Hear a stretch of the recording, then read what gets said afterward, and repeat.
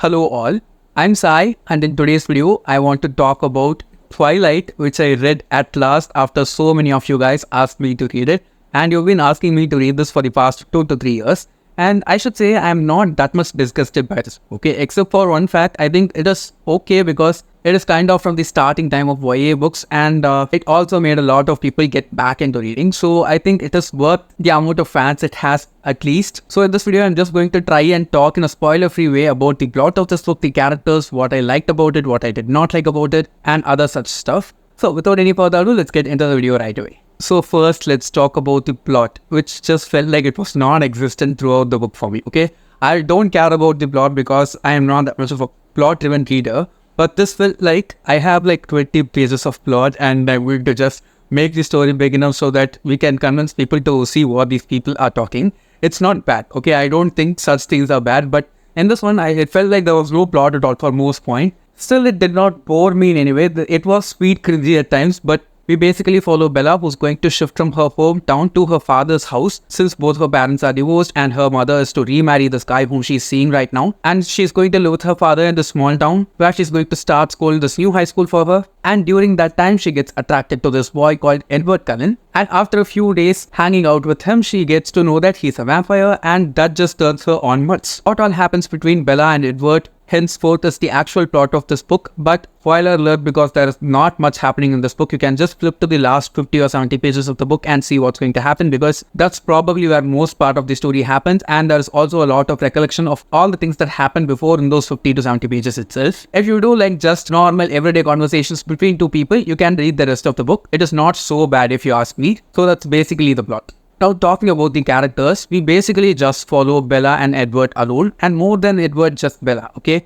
What all is happening between him and her is the main point of this book and not even the plot, okay? And at times it just felt fun for me because I like to read conversations between people in books compared to the actual story itself, because I am a very character-driven reader and I was able to get to know a lot of stuff about both of these characters. And one thing which kept on annoying me was the fact that this main character whom we follow, Bella, she is a smart person, okay? And the author just had to rub it on her face saying that she's smart, she does this, she keeps her assignments on time, she clears all the tests just like that. And she keeps on having a mental voice that, yeah, I'm smart enough and I'm smarter than most of these people, which kept on irritating me continuously because no one likes that kind of person. And it is like the most blatant way of saying that she is not a girl like anyone else, which is basically the thing that all the other authors also do in their own books. But here it just felt like the author was just rubbing it on her face, and it was quite irritating for me. And don't even get me started with Edward, because after knowing one revelation about him, I was just totally disgusted, okay, of all the things that he was doing. I cannot talk about it right now because I want to keep this spoiler free for the people who have not read it yet. But we also get to know a lot about him. You basically just have to know that he's a vampire and just make your theories surrounding it, which might make me feel disgusted. So that's basically all about the characters. Bella is smart and she knows it. She also likes to rub it in her face continuously. And more than her, I can say that it's the author's fault. And Edward is just shown to be this brooding person, which I felt like was very uncomfortable and off-putting most of the time. And trust me, he just gave me so bad vibes even from the starting of the book when we see him. The character work was nice, but I did not like either of the two main characters.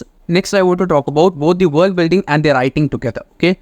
Basically, for a fantasy book or a supernatural book like this one, I think world building is a very important part. But here, there was not much room for world building because the entire story just happens in the actual world that we live in. And it was kind of urban fantasy, but there were not that many fantasy elements attached into it, except for the fact that we have vampires here. Edward is not the only vampire. His family itself is a family of vampires, and they are coexisting with the human beings, and they've been coexisting with the human beings for quite a long while now. Just knowing about the vampires and how they act, how they feed, what kind of lifestyle they follow, and how they are keeping themselves guarded from the human race is the actual part of the world building, which just felt nice here. Apart from that, I don't feel like there was any need or necessity to build a world here because it is happening in our own world. I was able to see the city in which it was taking place. I was able to see the high school properly. I was able to see Bella's room and her house really clearly, and the kind of life both of these people were living because of all the mundane things that are narrated to us continuously. The writing of the author is nice, okay? I'll not say that it's bad, it is nice. She uses certain words which are a bit difficult to understand, and I felt it was unnecessary at points. But apart from that, I'll not say that the writing of the author is bad in any way. It just kept me hooked and was entertaining to read, despite me being disgusted at some points because of some of the revelations that happened.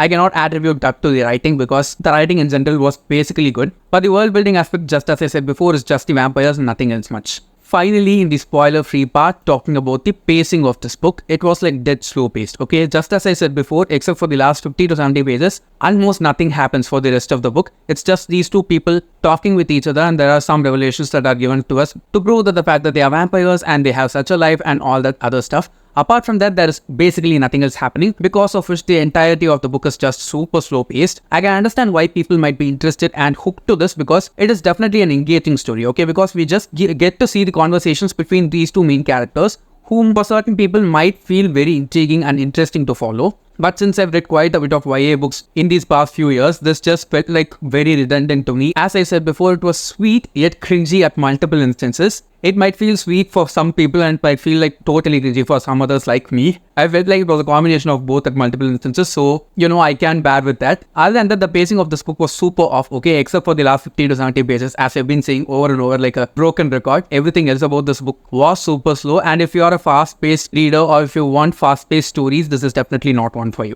Ultimately, I ended up giving this 2.5 to 2.75 out of 5 stars, and I don't regret reading it because it was just a nice fun time, except for the fact that I was disgusted because of one huge fact. So yeah, that's it for the spoiler-free review, and I'm going to talk about a little bit of spoilers right now.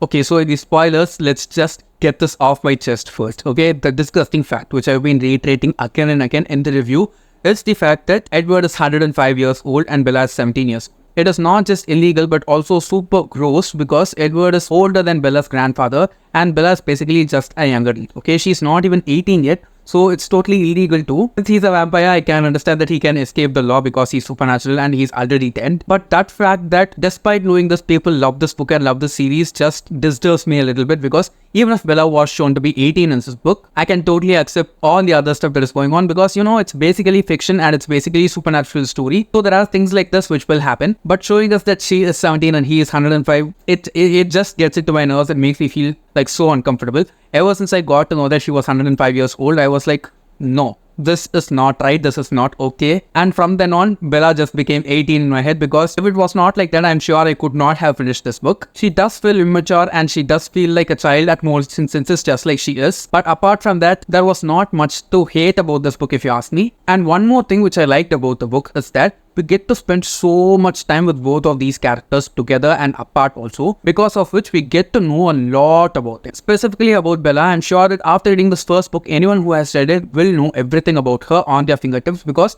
we spend so much time with her. I think nearly 70 to 80% of the book is just the reader and Bella together. And since the story is also narrated mostly from her own point of view, it is very easy to understand what kind of person she is and what she will do as the series progresses on also. When it comes to Edward, we don't get that much information about him, because the author wants to keep up the fact that he is a brooding character, he's mysterious.